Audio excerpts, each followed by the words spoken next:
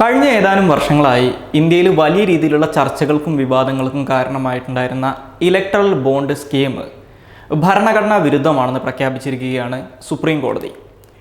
ഈ ഒരു സാഹചര്യത്തിൽ ഇലക്ട്രൽ ബോണ്ട് സ്കീമിനെ കുറിച്ചും ഇതുമായിട്ട് ബന്ധപ്പെട്ടിട്ടുള്ള വിവാദങ്ങളെക്കുറിച്ചും ഈ ഇലക്ട്രൽ ബോണ്ട് സ്കീം ഭരണഘടനാ വിരുദ്ധമായി പ്രഖ്യാപിച്ച സുപ്രീം കോടതി വിധിയെക്കുറിച്ചുമാണ് ഈ വീഡിയോയിലൂടെ എക്സ്പ്ലെയിൻ ചെയ്യുന്നത്. Welcome to the weekly column.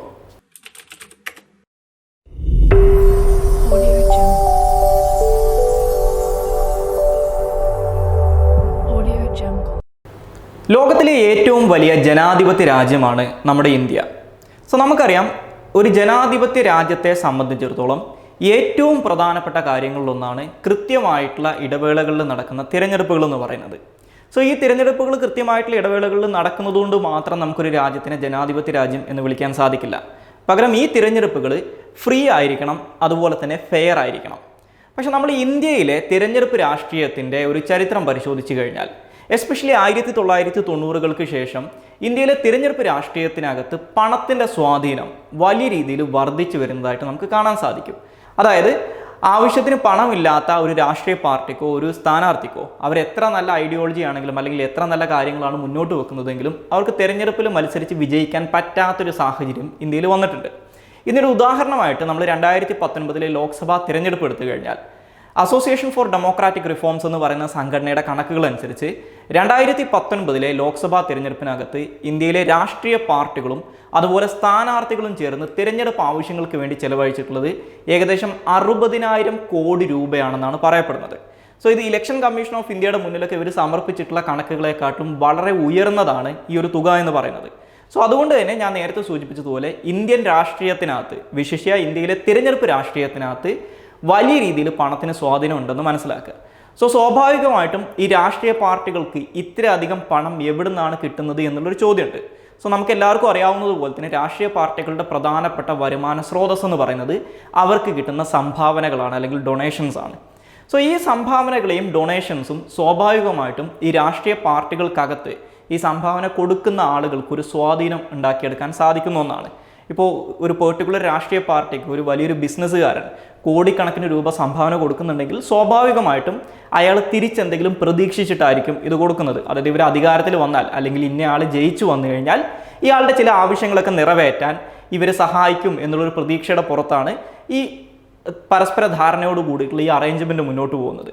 അപ്പോൾ ഇത്തരത്തിൽ ഈ പണം നമ്മുടെ തിരഞ്ഞെടുപ്പുകളെയും അതുപോലെ തന്നെ രാഷ്ട്രീയത്തിനെയും ഇവിടുത്തെ ഗവൺമെൻറ്റിനെയും സ്വാധീനിക്കും എന്നറിയാവുന്നത് കൊണ്ട് തന്നെ ഇന്ത്യയിൽ തുടക്ക കാലഘട്ടം തൊട്ടേ രാഷ്ട്രീയ പാർട്ടികൾക്ക് കിട്ടുന്ന സംഭാവനകളെ റെഗുലേറ്റ് ചെയ്യുന്നതിന് വേണ്ടിയിട്ട് ഇന്ത്യയിൽ കൃത്യമായിട്ട് ചില നിയമങ്ങൾ ഉണ്ടായിരുന്നതായിട്ട് നമുക്ക് കാണാൻ സാധിക്കും. ഇപ്പോൾ ഉദാഹരണത്തിന് 2018 മുമ്പ് വരെ ഇന്ത്യയിലെ രാഷ്ട്രീയ പാർട്ടികൾക്ക് സംഭാവനയായിട്ട് കിട്ടുന്ന പണം 20,000 രൂപയിൽ കൂടുതലാണെങ്കിൽ, അതായത് ഒരു രാഷ്ട്രീയ പാർട്ടിക്ക് ഒരു വ്യക്തിയിൽ നിന്നോ ഒരു സ്ഥാപനത്തിൽ നിന്നോ കിട്ടുന്ന സംഭാവന 20,000 രൂപയോ അതിൽ കൂടുതലോ ആണെങ്കിൽ അവരതിന് കൃത്യമായിട്ടുള്ള കണക്ക് കാണിച്ചിരിക്കണം എന്നുണ്ട്. അതായത് ആരാണ് ഈ പണം നൽകിയത്, അത് എത്രയാണ് അവരുടെ കയ്യിൽ നിന്ന് വാങ്ങിച്ചത് എന്നുള്ള കണക്ക് ആ രാഷ്ട്രീയ പാർട്ടി കൃത്യമായിട്ട് സൂക്ഷിക്കണമെന്നും ഈ കണക്കുകൾ കൃത്യമായിട്ട് എല്ലാ വർഷവും ഇൻകം ടാക്സ് ഡിപ്പാർട്ട്മെൻറ്റിനും അതുപോലെ ഇലക്ഷൻ കമ്മീഷൻ ഓഫ് ഇന്ത്യക്കും നൽകുന്ന റിപ്പോർട്ടുകൾക്കകത്ത് പരാമർശിച്ചിരിക്കണം എന്നുമുണ്ട്.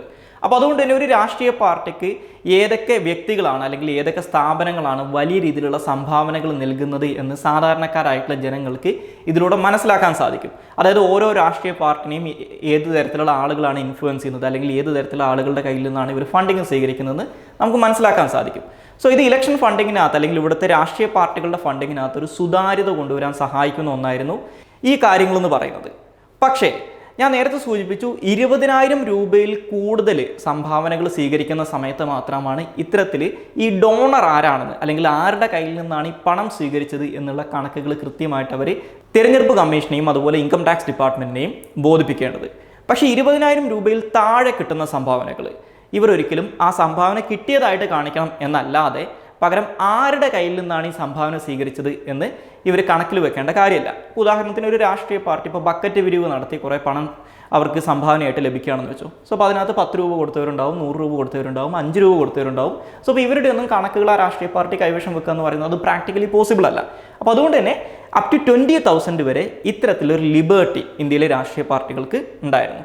പക്ഷെ നമുക്കറിയാം, ഒരു രാഷ്ട്രീയ പാർട്ടിക്ക് വലിയ രീതിയിൽ സംഭാവന കൊടുത്ത് അതിലൂടെ ആ രാഷ്ട്രീയ പാർട്ടിനെയും ഇവിടുത്തെ ഗവൺമെൻറ്റിനെയും സ്വാധീനിക്കാൻ ശ്രമിക്കുന്ന ഒരു പണക്കാരനോ അല്ലെങ്കിൽ ഒരു ബിസിനസ്സുകാരനോ അല്ലെങ്കിൽ ഒരു ബിസിനസ് എൻ്റർപ്രൈസിനോ അവരെക്കുറിച്ചിട്ടുള്ള ഇത്തരത്തിലുള്ള ഡീറ്റെയിൽസ് പുറത്തു പോകുന്നതിൽ താല്പര്യം ഉണ്ടാവില്ല. അതുപോലെ തന്നെ ഈ രാഷ്ട്രീയ പാർട്ടികൾക്കും അതിനകത്ത് വലിയ താല്പര്യം ഉണ്ടാവാൻ സാധ്യതയില്ല. കാരണം രാഷ്ട്രീയ പാർട്ടികൾക്ക് പൊതുജനങ്ങൾക്കിടയിലുള്ള മതിപ്പ് ഇതില്ലാതാക്കാൻ കാരണമാകും. അപ്പോൾ അതുകൊണ്ട് തന്നെ രാഷ്ട്രീയ പാർട്ടികൾ ഈ ഒരു നിയമവശത്തിനെ മറികടന്നിരുന്നത് 20,000 രൂപയിൽ താഴെയുള്ള സംഭാവനകളാണ് ഇവർക്ക് കിട്ടിയത് എന്നുള്ള കള്ളക്കണക്കുകൾ കാണിച്ചിട്ടാണെന്ന് നമുക്ക് കാണാൻ സാധിക്കും. ഇതുകൊണ്ടാണ് ഞാൻ നേരത്തെ പറഞ്ഞത് അസോസിയേഷൻ ഫോർ ഡെമോക്രാറ്റിക് റിഫോംസിൻ്റെയൊക്കെ കണക്കുകൾ അനുസരിച്ച് ഏകദേശം 60,000 കോടി രൂപ 2019 തെരഞ്ഞെടുപ്പിൻ്റെ സമയത്ത് ഇവിടുത്തെ രാഷ്ട്രീയ പാർട്ടികളും അല്ലെങ്കിൽ സ്ഥാനാർത്ഥികളും ചേർന്ന് ചെലവഴിച്ചിട്ടുണ്ട്. പക്ഷേ ഇവർ ഇലക്ഷൻ കമ്മീഷൻ ഓഫ് ഇന്ത്യയുടെ മുന്നിലൊക്കെ കൊടുത്തിട്ടുള്ള കണക്കുകൾ ഇതിനെക്കാട്ടിലൊക്കെ വളരെ ചെറുതാണ്. അപ്പോൾ സ്വാഭാവികമായിട്ടും നമുക്ക് അതിൽ നിന്ന് എന്ത് മനസ്സിലാക്കാം? കണക്കിൽപ്പെടാത്ത വലിയ രീതിയിലുള്ള പണം ഇവിടുത്തെ രാഷ്ട്രീയ പാർട്ടികൾക്ക് സംഭാവനകളായി കിട്ടുന്നുണ്ട് എന്ന് നമുക്ക് മനസ്സിലാക്കാൻ സാധിക്കും. ഇത് സ്വാഭാവികമായിട്ടും നമ്മൾ ഈ ജനാധിപത്യം എന്ന് പറയുന്ന സമ്പ്രദായത്തിന് എതിരായിട്ട് പ്രവർത്തിക്കുന്ന ഒരു കാര്യമാണ്. സോ അതുകൊണ്ട് തന്നെ രാഷ്ട്രീയ പാർട്ടികൾക്ക് കിട്ടുന്ന സംഭാവനകൾക്കകത്ത് ഒരു സുതാര്യത കൊണ്ടുവരിക, അതായത് നേരത്തെ പറഞ്ഞ ഈ പ്രശ്നങ്ങൾക്ക് ഒരു പരിഹാരം കണ്ടെത്തുക എന്നുള്ള ലക്ഷ്യത്തോടു കൂടി 2017 നരേന്ദ്രമോദി ഗവൺമെൻറ് ആരംഭിച്ചൊരു പദ്ധതിയാണ് ഇലക്ട്രൽ ബോണ്ട് സ്കീം എന്ന് പറയുന്നത്. സോ അപ്പോൾ എന്താണ് ഈ ഇലക്ട്രൽ ബോണ്ട് സ്കീം, അല്ലെങ്കിൽ എന്തിനാണ് ഇലക്ട്രൽ ബോണ്ട് സ്കീം എന്ന് ചോദിച്ചാൽ, ഞാൻ നേരത്തെ സൂചിപ്പിച്ചതുപോലെ രാഷ്ട്രീയ പാർട്ടികൾക്ക് കിട്ടുന്ന ഫണ്ടിങ്ങിനകത്ത് ഒരു സുതാര്യത കൊണ്ടുവരിക. രണ്ടാമതായിട്ട് ഇവിടുത്തെ രാഷ്ട്രീയ പാർട്ടികൾ അല്ലെങ്കിൽ ഇവിടുത്തെ ഇലക്ട്രൽ പൊളിറ്റിക്സിനകത്തുള്ള ബ്ലാക്ക് മണിയുടെ കള്ളപ്പണത്തിൻ്റെ ഇൻഫ്ലുവൻസ് കുറക്കുക. അതുകൂടാതെ ഇപ്പോൾ നേരത്തെ സൂചിപ്പിച്ചതുപോലെ 20,000 രൂപയിൽ കൂടുതൽ ഒരാളുടെ കയ്യിൽ നിന്ന് അല്ലെങ്കിൽ ഒരു സ്ഥാപനത്തിൻ്റെ കയ്യിൽ നിന്ന് ഒരു രാഷ്ട്രീയ പാർട്ടി സംഭാവന സ്വീകരിക്കുന്ന സമയത്ത് അവരതിന് കണക്ക് കാണിക്കണം എന്ന് പറഞ്ഞു. സോ സത്യസന്ധമായിട്ട് അല്ലെങ്കിൽ വളരെ ഫെയർ ആയിട്ടുള്ള രീതിയിൽ ഇത്തരത്തിൽ ഒരു പാർട്ടിക്ക് ഒരു വ്യക്തിയോ അല്ലെങ്കിൽ ഒരു സ്ഥാപനമോ സംഭാവന കൊടുക്കുകയാണെന്ന് വെക്കുക, അവരുടെ കണക്കുകൾ പബ്ലിഷ് ചെയ്യപ്പെടും. അപ്പോൾ സ്വാഭാവികമായിട്ടും ആളുകൾക്ക് മനസ്സിലാക്കാൻ പറ്റും ഈ രാഷ്ട്രീയ പാർട്ടിക്ക് ആരാണ് ഇത്രയും സംഭാവന കൊടുത്തിട്ടുള്ളതെന്ന്. പക്ഷേ അടുത്തൊരു തെരഞ്ഞെടുപ്പ് വന്ന് ഈ രാഷ്ട്രീയ പാർട്ടിയുടെ എതിരാളികളാണ് അധികാരത്തിൽ വരുന്നതെങ്കിൽ അവർ ഇവരുടെ എതിർ പാർട്ടിക്ക് സംഭാവന കൊടുത്ത് ഇത്തരത്തിലുള്ള ആളുകൾക്കെതിരായിട്ട് ഏതെങ്കിലും തരത്തിലുള്ള പ്രതികാര നടപടികൾ സ്വീകരിക്കാനുള്ള സാധ്യതയുണ്ട്. അപ്പോൾ അതുകൊണ്ട് തന്നെ ഇലക്ഷൻ ഫണ്ടിങ്ങിനകത്ത് ഒരു അനോണിമിറ്റി കൊണ്ടുവരിക എന്നുള്ളൊരു ലക്ഷ്യത്തോടും കൂടിയിട്ടാണ് നേരത്തെ സൂചിപ്പിച്ച ഇലക്ട്രൽ ബോണ്ട് സ്കീം ആരംഭിക്കുന്നത്. സോ ഇത് 2017 ബഡ്ജറ്റിൻ്റെ സമയത്ത് അനൗൺസ് ചെയ്തതാണെങ്കിലും 2018 തൊട്ടാണ് electoral bond scheme Indian government നടപ്പിലാക്കി വരുന്നത്. ഇനി ഈ ഇലക്ട്രൽ ബോണ്ട് സ്കീം എങ്ങനെയാണ് പ്രവർത്തിക്കുന്നത് എന്ന് നമുക്ക് മനസ്സിലാക്കാൻ ശ്രമിക്കാം. സോ ഈ ഇലക്ട്രൽ ബോണ്ട് സ്കീം അനുസരിച്ച് ഒരു രാഷ്ട്രീയ പാർട്ടിക്ക് 2,000 രൂപയിൽ കൂടുതൽ വ്യക്തികളുടെ കയ്യിൽ നിന്നോ സ്ഥാപനങ്ങളുടെ കയ്യിൽ നിന്നോ പണമായിട്ട് സംഭാവന സ്വീകരിക്കാൻ പറ്റില്ല. അപ്പോൾ 2,000 രൂപയിൽ കൂടുതൽ ഒരു രാഷ്ട്രീയ പാർട്ടിക്ക് സംഭാവന സ്വീകരിക്കണമെങ്കിൽ അത് ഇലക്ട്രൽ ബോണ്ടുകളായിട്ട് മാത്രമേ സ്വീകരിക്കാവൂ എന്നാണ് ഈ സ്കീമിനകത്ത് അല്ലെങ്കിൽ ഈ ഒരു പദ്ധതിക്കകത്ത് പറയുന്നത്. സോ അപ്പോൾ എങ്ങനെയാണ് ഈ ഇലക്ട്രൽ ബോണ്ട് വാങ്ങിക്കുന്നത് അല്ലെങ്കിൽ എങ്ങനെയാണ് ഇത് പ്രവർത്തിക്കുന്നത് എന്ന് നോക്കിയാൽ, ഇന്ത്യയിലെ സ്റ്റേറ്റ് ബാങ്ക് ഓഫ് ഇന്ത്യക്ക് മാത്രമാണ് ഇലക്ട്രൽ ബോണ്ടുകൾ ഇഷ്യൂ ചെയ്യാനുള്ള അധികാരമുള്ളത്.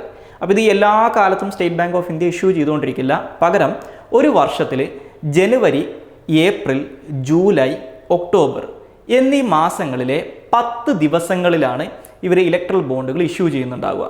ഇത് കൂടാതെ ലോക്സഭാ ഇലക്ഷൻസ് നടക്കുന്ന വർഷങ്ങളിലാണെങ്കിൽ 30 ദിവസം വരെ ഇലക്ട്രൽ ബോണ്ടുകൾ ഇഷ്യൂ ചെയ്യും. അപ്പോൾ ഈ ഒരു വിൻഡോയിൽ അല്ലെങ്കിൽ ഈ പറയുന്ന ഇലക്ട്രൽ ബോണ്ടുകൾ ഇഷ്യൂ ചെയ്യുന്ന ഈ പെർട്ടിക്കുലർ ദിവസങ്ങളിൽ സ്റ്റേറ്റ് ബാങ്ക് ഓഫ് ഇന്ത്യയിലെ സെലക്റ്റഡ് ആയിട്ടുള്ള ബ്രാഞ്ചുകളിലൂടെ മാത്രമേ ഇത് പർച്ചേസ് ചെയ്യാൻ പറ്റൂ അല്ലെങ്കിൽ ഇത് വാങ്ങിക്കാൻ പറ്റൂ. അപ്പോൾ ഏതെങ്കിലും ഒരു രാഷ്ട്രീയ പാർട്ടിക്ക് 2,000 രൂപയിൽ കൂടുതൽ സംഭാവനയായിട്ട് കൊടുക്കാൻ ആഗ്രഹമുള്ള ഒരാൾക്ക് ഈ പറയുന്ന മാസങ്ങളിലെ ഈ പ്രത്യേക ദിവസങ്ങളിൽ സ്റ്റേറ്റ് ബാങ്ക് ഓഫ് ഇന്ത്യയുടെ സെലക്റ്റഡ് ആയിട്ടുള്ള ബ്രാഞ്ചുകളിൽ ചെന്നിട്ട് അവർക്ക് ഈ ഇലക്ട്രൽ ബോണ്ട് വാങ്ങിക്കാം. പക്ഷേ ഈ ഇലക്ട്രൽ ബോണ്ട് വാങ്ങിക്കുന്ന സമയത്ത് 2 കാര്യങ്ങൾ പറയുന്നുണ്ട്. ഒന്ന്, ഈ ഇലക്ട്രൽ ബോണ്ട് നമുക്ക് പണം കൊടുത്ത്, അതായത് നേരിട്ട് ലിക്വിഡ് ക്യാഷ് കൊടുത്ത് പർച്ചേസ് ചെയ്യാൻ പറ്റില്ല.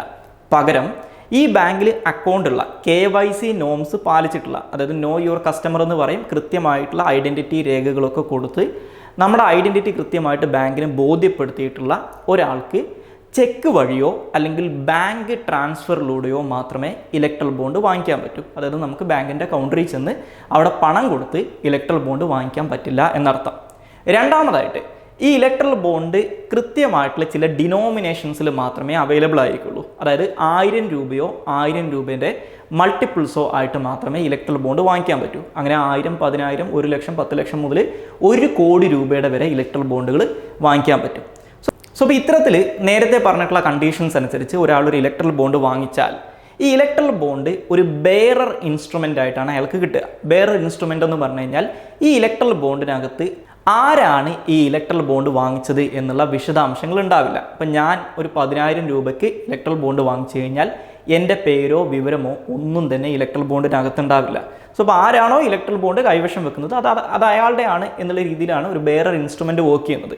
സോ അപ്പോൾ ഇത്തരത്തിൽ ഈ ഇലക്ട്രൽ ബോണ്ട് ഒരു ബെയറർ ഇൻസ്ട്രുമെൻ്റ് ആയതുകൊണ്ട് തന്നെ, അതായത് വ്യക്തിയുടെ വിവരങ്ങൾ അതിനകത്ത് ഇല്ലാത്തത് കൊണ്ട് തന്നെ നേരത്തെ സൂചിപ്പിച്ച, അതായത് രാഷ്ട്രീയ പാർട്ടികൾക്ക് ഫണ്ട് കൊടുത്തു എന്നുള്ള കാരണത്താൽ എതിരാളികളാൽ വേട്ടയാടപ്പെടുന്ന ഒരു അവസ്ഥ ഇവിടെ ഒഴിവാകുന്നുണ്ട് എന്നാണ് പറയുന്നത്. ഇതാണ് ഇലക്ട്രൽ ബോണ്ട് സ്കീമിൻ്റെ അനോണിമിറ്റിയുടെ പ്രത്യേകത, അല്ലെങ്കിൽ അനോണിമിറ്റി എന്ന് പറയുന്ന ക്ലോസ് ഇവിടെയാണ് വർക്ക് ചെയ്യുന്നത്. സോ അപ്പോൾ ഇത്തരത്തിൽ ഒരാൾ ഇലക്ട്രൽ ബോണ്ട് വാങ്ങിച്ചു കഴിഞ്ഞാൽ അയാൾക്ക് ഇഷ്ടപ്പെട്ട രാഷ്ട്രീയ പാർട്ടിക്ക് ഈ ഇലക്ട്രൽ ബോണ്ട് അയാൾക്ക് സംഭാവനയായിട്ട് കൊടുക്കാം. സോ ഈ രാഷ്ട്രീയ പാർട്ടി എന്ത് ചെയ്യണം? ഈ ഇലക്ട്രൽ ബോണ്ട് എന്നാണോ ഇയാൾ വാങ്ങിച്ചത് അത് വാങ്ങിച്ച് 15 ദിവസത്തിനകത്ത് ഈ രാഷ്ട്രീയ പാർട്ടിക്ക് ഇലക്ട്രൽ ബോണ്ടുകൾ ഡെപ്പോസിറ്റ് ചെയ്യുന്നതിന് വേണ്ടി മാത്രമായിട്ട് ഇലക്ഷൻ കമ്മീഷൻ ഓഫ് ഇന്ത്യ ഒരു ബാങ്ക് അക്കൗണ്ട് നൽകിയിട്ടുണ്ടാവും. ആ ബാങ്ക് അക്കൗണ്ടിൽ ഈ ഇലക്ട്രൽ ബോണ്ട് ഡെപ്പോസിറ്റ് ചെയ്ത് കഴിഞ്ഞാൽ ആ പണം ഇവരുടെ ബാങ്ക് അക്കൗണ്ടിൽ ക്രെഡിറ്റ് ആവും. സോ അപ്പോൾ ഇത്തരത്തിൽ കംപ്ലീറ്റ്ലി പ്രോപ്പർ ആയിട്ടുള്ള ബാങ്കിങ് ചാനൽസിലൂടെ നടക്കുന്ന ഒരു ഫണ്ട് ട്രാൻസ്ഫറാണ് ഇലക്ട്രൽ ബോണ്ട് സ്കീം എന്ന് പറയുന്നത്. അപ്പോൾ അതുകൊണ്ട് തന്നെ നേരത്തെ പറഞ്ഞ ഇന്ത്യയുടെ ഇലക്ഷനകത്ത് അല്ലെങ്കിൽ രാഷ്ട്രീയ പാർട്ടികൾക്കകത്തുള്ള കള്ളപ്പണത്തിൻ്റെ സ്വാധീനം നമുക്ക് കുറക്കാൻ പറ്റും എന്നാണ് ഗവൺമെൻറ് അവകാശപ്പെട്ടിരുന്നത്. കാരണം എല്ലാ ട്രാൻസാക്ഷൻസും 2000 രൂപയിൽ കൂടുതലുള്ള എല്ലാ സംഭാവനകളും ഇത്തരത്തിൽ പ്രോപ്പറായിട്ടുള്ള ബാങ്കിങ് ചാനൽസിലൂടെയാണ് നടക്കുന്നത്. സോ കണക്കിലുള്ള പണമായിരിക്കും ഇതെല്ലാം തന്നെ എന്നുള്ളൊരു ഐഡിയ ഉണ്ട്. സോ ഇത്തരത്തിൽ നോക്കിക്കഴിഞ്ഞാൽ വളരെ സുതാര്യമായിട്ടുള്ള, അതായത് ഏതൊരു രാഷ്ട്രീയ പാർട്ടിക്കും എത്ര സംഭാവന കിട്ടിയെന്ന് കൃത്യമായിട്ട് ഗവൺമെൻറ്റിന് ബോധ്യപ്പെടുന്ന രീതിയിൽ കംപ്ലീറ്റ്ലി പ്രോപ്പർ ചാനൽസിലൂടെ ബ്ലാക്ക് മണിയിൽ നിന്നും ഇൻഫ്ലുവൻസ് ഇല്ലാതെ നടക്കുന്ന ഈ ട്രാൻസാക്ഷൻസ്, അതിനകത്ത് നേരത്തെ പറഞ്ഞതുപോലെ ഈ വിക്ടിമൈസേഷൻ ഒഴിവാക്കാൻ വേണ്ടിയിട്ട് അനോണിമിറ്റി ക്ലോസും ഉണ്ട്. സോ ഇത്തരത്തിൽ കേൾക്കുന്ന സമയത്ത് വളരെ നല്ലതെന്ന് തോന്നുന്ന ഈ ഇലക്ട്രൽ ബോണ്ട് സ്കീം പിന്നെ എന്തുകൊണ്ടാണ് ഒരു വിവാദമായിട്ട് മാറിയത് എന്ന് ചോദിച്ചാൽ അതിന് പലവിധ കാരണങ്ങൾ നമുക്ക് കണ്ടെത്താൻ സാധിക്കും.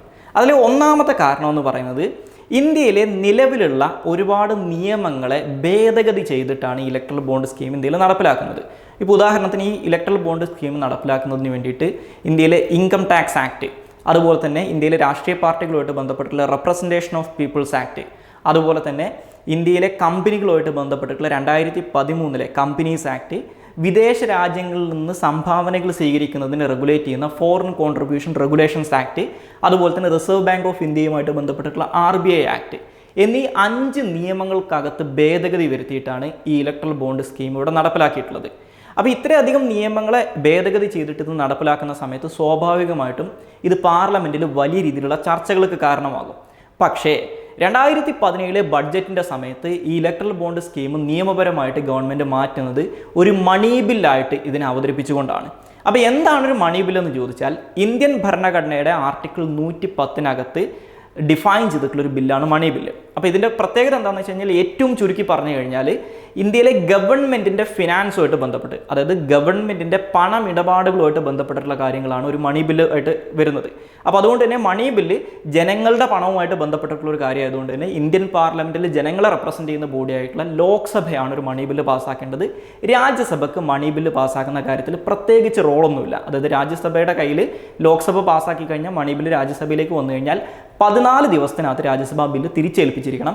രാജ്യസഭയ്ക്ക് ഈ ബില്ലിൻ്റെ പുറത്ത് അമെൻമെൻ്റ് ഒന്നും അല്ലെങ്കിൽ ഇതിനകത്ത് ഭേദഗതികളൊന്നും വരുത്താൻ പറ്റില്ല. അപ്പോൾ അതുകൊണ്ട് തന്നെ ലോക്സഭ മാത്രം വിചാരിച്ചു കഴിഞ്ഞാൽ പാസ്സാക്കാൻ പറ്റുന്നൊരു ബില്ലാണ് മണി ബില്ല്. അപ്പോൾ ഇത്തരത്തിൽ രാജ്യസഭയിൽ കൃത്യമായിട്ട് ഭൂരിപക്ഷം ഇല്ലാത്ത ഗവൺമെൻറ്റുകൾ എല്ലാ കാലത്തും രാജ്യസഭയെ മറികടക്കുന്നതിന് വേണ്ടിയിട്ട് ഉപയോഗിക്കുന്ന ഒരു മെത്തേഡാണ് ഈ ബില്ലുകൾ മണി ബില്ലായിട്ട് അവതരിപ്പിക്കുക എന്നുള്ളത്. ഉദാഹരണത്തിന് 2016 നരേന്ദ്രമോദി ഗവൺമെൻറ് കൊണ്ടുവന്നിട്ടുണ്ടായിരുന്ന ഒരുപാട് വിവാദങ്ങൾക്ക് കാരണമായ മറ്റൊരു ബില്ലായിരുന്നു ആധാർ ആക്ട് എന്ന് ഇന്ന് നമ്മൾ അറിയപ്പെടുന്ന നിയമം. ആ ആധാർ ആക്റ്റും ഒരു മണി ബില്ലിൻ്റെ ഒരു സ്വഭാവം ഇല്ലെങ്കിൽ പോലും ആധാർ ആക്റ്റും അന്ന് ഗവൺമെൻറ് പാസ്സാക്കിയിട്ടുണ്ടായിരുന്നത് ഒരു മണി ബില്ലായിട്ടാണ്. അപ്പോൾ അതിന് സമാനമായിട്ടുള്ള രീതിയിൽ ഇന്ത്യൻ കോൺസ്റ്റിറ്റ്യൂഷനിലുള്ള ചില പ്രൊവിഷൻസിനെ മിസ്യൂസ് ചെയ്തുകൊണ്ടാണ് ഈ ഇലക്ട്രൽ ബോണ്ട് സ്കീം മണി ബില്ലായിട്ട് അവതരിപ്പിച്ചത് എന്നുള്ളൊരു പരാതി തുടക്കം തൊട്ടേ അവിടെയുണ്ട്. ഇനി രണ്ടാമതായിട്ടുള്ള പ്രശ്നം എന്ന് പറയുന്നത് ഈ ഇലക്ട്രൽ ബോണ്ട് സ്കീമിനകത്ത് ഒളിഞ്ഞു കിടക്കുന്ന ചില നിബന്ധനകളാണ്. അതിൽ ഒന്നാമത്തെ കാര്യം എന്ന് പറയുന്നത്, നേരത്തെ ഇന്ത്യയിൽ ഒരു രാഷ്ട്രീയ പാർട്ടിക്ക് ഒരു ബിസിനസ് എൻറ്റിറ്റി, അതായത് ഒരു കമ്പനി ഏതെങ്കിലും തരത്തിലുള്ള തെരഞ്ഞെടുപ്പ് സംഭാവന നൽകുകയാണെങ്കിൽ അവരുടെ കഴിഞ്ഞ 3 വർഷത്തെ ലാഭത്തിൻ്റെ 7.5% കൂടുതൽ ഇവർക്ക് പൊളിറ്റിക്കൽ കോൺട്രിബ്യൂഷൻസ് നൽകാൻ പാടില്ല എന്നുള്ള ഒരു റെസ്ട്രിക്ഷൻ ഉണ്ടായിരുന്നു. പക്ഷേ ഈ ഇലക്ട്രൽ ബോണ്ട് സ്കീമിലൂടെ അതങ്ങ് അവസാനിപ്പിച്ചിട്ടുണ്ട്. അതായത് ഒരു നഷ്ടത്തിൽ ഓടുന്ന കമ്പനിയാണെങ്കിൽ പോലും ആ കമ്പനിക്ക് എത്ര രൂപ വേണമെങ്കിലും രാഷ്ട്രീയ പാർട്ടികൾക്ക് സംഭാവനയായിട്ട് കൊടുക്കാം. അപ്പോൾ ഇതിൻ്റെ ഒരു പ്രശ്നം എന്താണെന്ന് വെച്ച് കഴിഞ്ഞാൽ ഇത്തരത്തിൽ രാഷ്ട്രീയ പാർട്ടികൾക്ക് സംഭാവന കൊടുക്കുന്നതിന് വേണ്ടി മാത്രമായിട്ട് ഈ രാഷ്ട്രീയ പാർട്ടികളുമായിട്ട് അടുപ്പം പുലർത്തുന്ന ബിസിനസ്സുകാർക്ക് ഷെൽ കമ്പനീസ് ഫോം ചെയ്യാൻ പറ്റും. ഷെൽ കമ്പനീസ് എന്ന് പറഞ്ഞു കഴിഞ്ഞാൽ ആ പേര് സൂചിപ്പിക്കുന്നത് പോലെ തന്നെ ഇതൊരു കമ്പനിയുടെ പേരുണ്ടാവും, ഒരു ബോർഡ് ഉണ്ടാവും, ഒരു പെട്ടിക്കട പോലെ എവിടെയെങ്കിലും ഒരു ഓഫീസ് ഉണ്ടാവും. പക്ഷേ ആ കമ്പനിക്കകത്ത് ബിസിനസ് ഒന്നും നടക്കുന്നുണ്ടാവില്ല, അവരുടെ കണക്കിൽ ചില പണം ഉണ്ടാവും. അപ്പോൾ ഇങ്ങനെയുള്ള കമ്പനികളിലൂടെ എന്ത് ചെയ്യാൻ പറ്റും? ഈ പൊളിറ്റിക്കൽ പാർട്ടീസിനുള്ള ഫണ്ടിങ് ഈ ചില ബിസിനസ്സുകാർക്ക് അല്ലെങ്കിൽ ചില കോർപ്പറേറ്റ്സിനൊക്കെ ഡീറൂട്ട് ചെയ്യാനുള്ള ഒരു പ്രൊവിഷൻ ഉണ്ട്. അപ്പോൾ ഈ ഷെൽ കമ്പനീസിലൂടെ ഉള്ള ഫണ്ടിങ്ങിനെ ഒരു തരത്തിൽ ലെജിറ്റിമൈസ് ചെയ്യുകയാണ് ഈ ഇലക്ട്രൽ ബോണ്ട് സ്കീം എന്നുള്ളൊരു ആരോപണം അന്ന് തന്നെ നിലവിലുണ്ടായിരുന്നു. ഇതാണ് രണ്ടാമത്തെ പ്രശ്നം. ഇനി മൂന്നാമത്തെ പ്രശ്നം എന്ന് പറയുന്നത്, ഞാൻ നേരത്തെ പറഞ്ഞിട്ടുണ്ടായിരുന്നു, ഒരു രാഷ്ട്രീയ പാർട്ടി 20,000 രൂപയിൽ കൂടുതൽ അവർക്ക് സംഭാവന നൽകുന്നത് ആരാണ്, അതായത് ഏത് വ്യക്തിയിൽ നിന്നാണ് അവർ ആ സംഭാവന സ്വീകരിച്ചത് എന്നുൾപ്പെടെയുള്ള കണക്കുകൾ ഇലക്ഷൻ കമ്മീഷൻ ഓഫ് ഇന്ത്യയുടെ മുന്നിലും അതുപോലെ തന്നെ ഇൻകം ടാക്സ് ഡിപ്പാർട്ട്മെൻറ്റിന് മുന്നിലും കൊടുക്കണം എന്നുള്ളത്. പക്ഷേ ഈ ഇലക്ട്രൽ ബോണ്ട് സ്കീം വന്നതോടുകൂടി ഇവർക്ക് കിട്ടുന്നത്, രാഷ്ട്രീയ പാർട്ടികൾക്ക് 2,000 രൂപയിൽ കൂടുതൽ സംഭാവനയായിട്ട് കിട്ടുന്നത് ബോണ്ടുകളായിട്ടാണ്. ഈ ഇലക്ട്രൽ ബോണ്ട് എന്ന് പറയുന്നത് എന്താണ്? ബെയറർ ഇൻസ്ട്രുമെൻ്റ് ആണ്. അതായത് ഇതിനകത്ത് ഇത് നൽകുന്ന ആളുടെ പേരില്ല. അപ്പോൾ ഏത് വ്യക്തിയാണ്, ഏത് സ്ഥാപനമാണ് നിങ്ങൾ വോട്ട് ചെയ്യുന്ന പൊളിറ്റിക്കൽ പാർട്ടിക്ക് സംഭാവന കൊടുക്കുന്നതെന്ന് ഇന്ത്യയിലെ ജനങ്ങൾക്ക് ഒരു തരത്തിലും മനസ്സിലാക്കാൻ സാധിക്കില്ല. ഇത് മാത്രമല്ല, ഈ വിവരങ്ങൾ റൈറ്റ് ടു ഇൻഫർമേഷൻ ആക്ട് അല്ലെങ്കിൽ നമ്മുടെ ഇന്ത്യയിലെ വിവരാവകാശ നിയമത്തിൻ്റെ പരിധിയിൽ പെടില്ല എന്ന് വരെ കേന്ദ്ര സർക്കാർ 2018 പറഞ്ഞിട്ടുണ്ട്. അത് മാത്രമല്ല, ഇപ്പോൾ ഈ ഇലക്ട്രൽ ബോണ്ട് സ്കീമുമായിട്ട് ബന്ധപ്പെട്ടിട്ടുള്ള കേസ് കോടതിയിൽ നടക്കുന്ന സമയത്ത് ഗവൺമെൻറ് ഓഫ് ഇന്ത്യയുടെ വക്കീൽ സുപ്രീം കോടതിയിൽ പറഞ്ഞതും ഇത് തന്നെയാണ്. ഇന്ത്യയിലെ രാഷ്ട്രീയ പാർട്ടികളുമായിട്ട് ബന്ധപ്പെട്ട് നടക്കുന്ന എല്ലാ കാര്യങ്ങളും പൊതുജനങ്ങൾ അറിയേണ്ട കാര്യമില്ല എന്നാണ് പറയുന്നത്. ഇത്രയധികം ജനാധിപത്യ വിരുദ്ധമായിട്ടുള്ളൊരു പ്രസ്താവന ഇന്ത്യൻ സുപ്രീം കോടതിയുടെ തന്നെ ചരിത്രത്തിൽ വളരെ അപൂർവമായിട്ട് മാത്രമേ ഗവൺമെൻറ്റിൻ്റെ ഭാഗത്തുനിന്ന് നമുക്ക് കാണാൻ സാധിക്കുകയുള്ളൂ. സോ ഇപ്പോൾ ഇത്തരത്തിൽ സുതാര്യത കൊണ്ടുവരിക എന്നുള്ളൊരു ലക്ഷ്യം പറഞ്ഞുകൊണ്ട് വന്നിട്ടുള്ള ഒരു സ്കീമിനകത്ത് ഒട്ടും തന്നെ സുതാര്യത ഇല്ലാത്ത ഒരു പ്രൊവിഷൻ കടന്നുകൂടിയത് നമുക്ക് കാണാൻ സാധിക്കും. ഇനി നാലാമത്തെ പ്രശ്നം എന്ന് പറയുന്നത് ഫോറിൻ കോൺട്രിബ്യൂഷൻ റെഗുലേഷൻസ് ആക്ടുമായിട്ട് ബന്ധപ്പെട്ടിട്ടാണ്. അതായത് നമുക്കറിയാം, ഒരു രാജ്യത്തിനകത്ത്, ഇപ്പോൾ ഇന്ത്യ പോലുള്ളൊരു രാജ്യത്തിനകത്ത് ഇന്ത്യക്ക് ഒരുപാട് ശത്രുക്കളുണ്ട്. നമ്മുടെ ശത്രു രാജ്യങ്ങൾക്ക് വേണമെങ്കിൽ എന്ത് ചെയ്യാം? പണമൊക്കെ ഉപയോഗിച്ചിട്ട് ഇന്ത്യൻ രാഷ്ട്രീയത്തിനകത്ത് സ്വാധീനം ചെലുത്താൻ പറ്റും, അല്ലെങ്കിൽ ഇന്ത്യയിലെ മീഡിയാസിനെ ഇൻഫ്ലുവൻസ് ചെയ്തുകൊണ്ട് ഇന്ത്യക്കകത്ത് പ്രശ്നങ്ങൾ ക്രിയേറ്റ് ചെയ്യാൻ പറ്റും. അപ്പോൾ ഇതൊക്കെ ഒഴിവാക്കുന്നതിന് വേണ്ടിയിട്ട് 1976 ഇന്ത്യൻ പാർലമെൻറ്റ് പാസ്സാക്കിയിട്ടുള്ള ഒരു നിയമമാണ് ഫോറിൻ കോൺട്രിബ്യൂഷൻ റെഗുലേഷൻസ് ആക്ട് എന്ന് പറയുന്നത്. അപ്പോൾ ഈ നിയമത്തിൻ്റെ പ്രധാനപ്പെട്ട പർപ്പസ് എന്ന് പറയുന്നത് ഇന്ത്യക്കകത്തുള്ള വിദേശ രാജ്യങ്ങളുടെ അനാവശ്യമായിട്ടുള്ള ഇടപെടലുകളെ, പണത്തിലൂടെയുള്ള ഇടപെടലുകളെ ഇല്ലാതാക്കുക എന്നുള്ളതാണ്. അപ്പോൾ അതുകൊണ്ട് തന്നെ ഇന്ത്യയിലുള്ള പബ്ലിക് ഓഫീസ് ബെയറേഴ്സ് ആയിട്ടുള്ള ആളുകൾ, ഇന്ത്യയിലെ ജേർണലിസ്റ്റുകൾ, ഇവിടുത്തെ രാഷ്ട്രീയക്കാർ, രാഷ്ട്രീയ പാർട്ടികൾ, ജഡ്ജിമാർ പോലുള്ള പബ്ലിക് ഡിഗ്നിറ്ററീസ്, ഇവർക്കൊന്നും തന്നെ വിദേശ രാജ്യങ്ങളിൽ നിന്ന് ധനസഹായം സ്വീകരിക്കാനുള്ള അവകാശമല്ല. പകരം ഇത്തരത്തിൽ ഇന്ത്യയിൽ ആളുകൾ ഈ വിദേശ രാജ്യങ്ങളിൽ നിന്ന് ധനസഹായം സ്വീകരിക്കുന്ന സമയത്ത് അതുമായിട്ട് ബന്ധപ്പെട്ട് കൃത്യമായിട്ട് അവർക്ക് FCRA രജിസ്ട്രേഷൻ വേണം എന്നും പറയുന്നുണ്ട്. ഇപ്പോൾ ഇന്ത്യയിൽ പ്രവർത്തിക്കുന്ന പല നോൺ ഗവൺമെൻറ്റൽ ഓർഗനൈസേഷൻസും വിദേശ ഫണ്ടിങ് സ്വീകരിക്കുന്നത് ഈ FCRA രജിസ്ട്രേഷൻ ഉള്ളതുകൊണ്ടാണ്. അപ്പോൾ ഒരു രാഷ്ട്രീയ പാർട്ടിക്ക് ഒരു കാരണവശാലും വിദേശ രാജ്യത്തിൽ നിന്ന് ഫണ്ടിങ് സ്വീകരിക്കാൻ ഈ FCRA ആക്ട് അനുസരിച്ച് പറ്റില്ല. പക്ഷേ ഇപ്പോൾ നിലവിൽ ഈ ഇലക്ട്രൽ ബോണ്ട് സ്കീം വന്നപ്പോൾ വന്നൊരു മാറ്റം എന്ന് പറയുന്നത്, ഒരു വിദേശ രാജ്യത്തിൻ്റെ കയ്യിൽ നിന്ന് അല്ലെങ്കിൽ ഒരു വിദേശ രാജ്യത്തിലെ കമ്പനിയുടെ കയ്യിൽ നിന്ന് രാഷ്ട്രീയ പാർട്ടികൾക്ക് സംഭാവന സ്വീകരിക്കാൻ പറ്റില്ലെങ്കിലും വിദേശ രാജ്യങ്ങളിൽ പ്രവർത്തിക്കുന്ന കമ്പനികളുടെ ഇന്ത്യൻ സബ്സിഡറീസിൽ നിന്ന്, അതായത് ഇന്ത്യയിൽ രജിസ്റ്റർ ചെയ്തിട്ടുള്ള ഒരു വിദേശ രാജ്യത്തിലെ കമ്പനിയുടെ ഉപകമ്പനിയിൽ നിന്ന് അല്ലെങ്കിൽ സബ്സിഡറിയിൽ നിന്ന് പൊളിറ്റിക്കൽ പാർട്ടീസിന് സംഭാവന സ്വീകരിക്കാം. അപ്പോൾ ഞാൻ നേരത്തെ സൂചിപ്പിച്ചതുപോലെ ഇന്ത്യൻ രാഷ്ട്രീയത്തിനകത്ത് ഇടപെടലുകൾ നടത്താൻ താല്പര്യമുള്ള രാജ്യങ്ങൾക്ക് എന്ത് ചെയ്യാം? ഒരു പേരിന് വേണ്ടി മാത്രമായിട്ട് ഇവിടെ ഒരു ഷെൽ കമ്പനി എസ്റ്റാബ്ലിഷ് ചെയ്തുകൊണ്ട് ആ ഷെൽ കമ്പനിയിലൂടെ ഇന്ത്യൻ പൊളിറ്റിക്സിനകത്ത് പണം ഉപയോഗിച്ചുകൊണ്ട് ഇടപെടലുകൾ നടത്താൻ സാധിക്കും. അപ്പോൾ അതുകൊണ്ട് തന്നെ ഇലക്ട്രൽ ബോണ്ട് സ്കീം ആദ്യം അനൗൺസ് ചെയ്യുന്ന സമയത്ത് ഇലക്ഷൻ കമ്മീഷൻ ഓഫ് ഇന്ത്യ അന്നത്തെ മിനിസ്ട്രി ഓഫ് ഫിനാൻസിന് അല്ലെങ്കിൽ ഡിപ്പാർട്ട്മെൻറ്റ് ഓഫ് എക്കണോമിക് അഫയേഴ്സിനുമായിട്ട് നടത്തിയിട്ടുള്ള ഒരു കമ്മ്യൂണിക്കേഷനകത്ത് കൃത്യമായിട്ട് അവർ പറയുന്നൊരു കാര്യമാണ്, ഈ ഇലക്ട്രൽ ബോണ്ട് സ്കീമിനകത്തുള്ള FCRA ഗൈഡ് ലൈൻസിനകത്ത് ഇത്തരത്തിലുള്ള മാറ്റങ്ങൾ വരുത്തി കഴിഞ്ഞാൽ അത് വിദേശ രാജ്യങ്ങൾ ഇന്ത്യയിലെ തെരഞ്ഞെടുപ്പിനകത്ത് ഇടപെടാനുള്ള ഒരു സാധ്യത തുറന്നിടുന്നതാണെന്ന്. So election commission of India ഉയർത്തിയിട്ടുണ്ടായിരുന്ന ഈ ഒരു പ്രശ്നത്തിനെ മറികടന്നുകൊണ്ട് അല്ലെങ്കിൽ ഇതിനെ ഒരു തരത്തിലും ഗൗനിക്കാതെയാണ് ഗവൺമെൻറ് ഇലക്ട്രൽ ബോണ്ട് സ്കീം നടപ്പിലാക്കിയത് എന്ന് നമുക്ക് കാണാൻ സാധിക്കും. ഇനി ഈ ഇലക്ട്രൽ ബോണ്ട് സ്കീമിൻ്റെ അഞ്ചാമതായിട്ട് പറയുന്നൊരു പ്രശ്നം എന്ന് പറയുന്നത്, ഒരു കമ്പനി അല്ലെങ്കിൽ ഒരു ബിസിനസ് എൻറ്റിറ്റി ഒരു പൊളിറ്റിക്കൽ പാർട്ടിക്ക് സംഭാവന കൊടുക്കുന്ന സമയത്ത് നേരത്തെ അതൊരു കമ്പനി ആയതുകൊണ്ട് തന്നെ ഇവരുടെ ആനുവൽ ഫയലിങ്ങിനകത്ത്, അതായത് ആനുവലി ഇവർ സബ്മിറ്റ് ചെയ്യുന്ന റിപ്പോർട്ടിനകത്ത് ഏതൊക്കെ പൊളിറ്റിക്കൽ പാർട്ടീസിന് എത്രയൊക്കെ സംഭാവന കൊടുത്തു എന്ന് കാണിക്കേണ്ടതായിട്ടുണ്ടായിരുന്നു. ഈ ഇലക്ട്രൽ ബോണ്ട് സ്കീം വന്നതോടുകൂടി ആ ആവശ്യവും ഇവർ ഒഴിവാക്കിയിട്ടുണ്ട്. സോ അപ്പോൾ ഈ കമ്പനികൾ ഇലക്ഷൻസിനകത്ത് അല്ലെങ്കിൽ കമ്പനികൾ രാഷ്ട്രീയ പാർട്ടികൾക്ക് കൊടുക്കുന്ന സംഭാവനയെ കുറിച്ചിട്ടുള്ള ഒരു വിവരങ്ങളും പൊതുജനങ്ങൾക്ക് കിട്ടാതെ പറ്റാത്ത ഒരവസ്ഥ ഈ ഇലക്ട്രൽ ബോണ്ട് സ്കീം ക്രിയേറ്റ് ചെയ്തിട്ടുണ്ട്. ഇനി അടുത്തതായിട്ട് ഈ ഇലക്ട്രൽ ബോണ്ട് സ്കീമിൻ്റെ ഒരു പ്രശ്നം എന്ന് പറയുന്നത്, ഇപ്പോൾ നേരത്തെ ഞാൻ സൂചിപ്പിച്ച ഇലക്ട്രൽ ബോണ്ട് സ്കീം ഇന്ത്യയിൽ അവതരിപ്പിക്കാനുള്ള കാരണത്തിനകത്ത് ഒരു കാരണം എന്ന് പറയുന്നത് ഈ പൊളിറ്റിക്കൽ ഫണ്ടിങ്ങിനകത്ത് അനോണിമിറ്റി കൊണ്ടുവരിക എന്നുള്ളതാണ്. അതായത് ഒരു രാഷ്ട്രീയ പാർട്ടിക്ക് സംഭാവന കൊടുക്കുന്ന വ്യക്തികളോ അല്ലെങ്കിൽ സ്ഥാപനങ്ങളോ പിന്നീട് അതിൻ്റെ പേരിൽ ക്രൂശിക്കപ്പെടാതിരിക്കാൻ അവരുടെ പേര് അനോണിമസ് ആയിട്ട് വെക്കുന്നു എന്നുള്ളതാണ്. പക്ഷേ ഇവിടെ ഒരു കംപ്ലീറ്റ് അനോണിമിറ്റി ഇല്ല എന്ന് നമുക്ക് കാണാൻ സാധിക്കും. അതായത് ഇലക്ട്രൽ ബോണ്ട് നമ്മൾ SBIയിൽ നിന്ന് ഒരാൾ പർച്ചേസ് ചെയ്യുന്ന സമയത്ത് അയാളുടെ വിവരങ്ങൾ, അതായത് ആരാണ് ഈ ഇലക്ട്രൽ ബോണ്ട് വാങ്ങിച്ചേക്കുന്നത് എന്നുള്ള വിവരങ്ങൾ SBIയുടെ കയ്യിൽ അവൈലബിൾ ആണ്. സോ നമുക്കറിയാം ഈ സ്റ്റേറ്റ് ബാങ്ക് ഓഫ് ഇന്ത്യ എന്ന് പറയുന്ന സ്ഥാപനത്തിനകത്ത് ഇന്ത്യൻ ഗവൺമെൻറ്റിന് വലിയൊരു ഷെയർ ഉണ്ട്. അത് മാത്രമല്ല ഈ ഇലക്ട്രൽ ബോണ്ട് സ്കീമിനകത്ത് പറയുന്നുണ്ട് അന്വേഷണ ഏജൻസിക്ക്, അതായത് എൻഫോഴ്സ്മെൻറ്റ് ഡയറക്ടറേറ്റ്, CBI ഒക്കെ പോലുള്ള അന്വേഷണ ഏജൻസികൾക്ക് ഈ വിവരങ്ങൾ അവരുടെ കയ്യിൽ നിന്ന് ഏതെങ്കിലും അന്വേഷണത്തിൻ്റെ ഭാഗമായിട്ട് കളക്ട് ചെയ്യുന്നതിൽ തെറ്റില്ല എന്നും പറയുന്നുണ്ട്.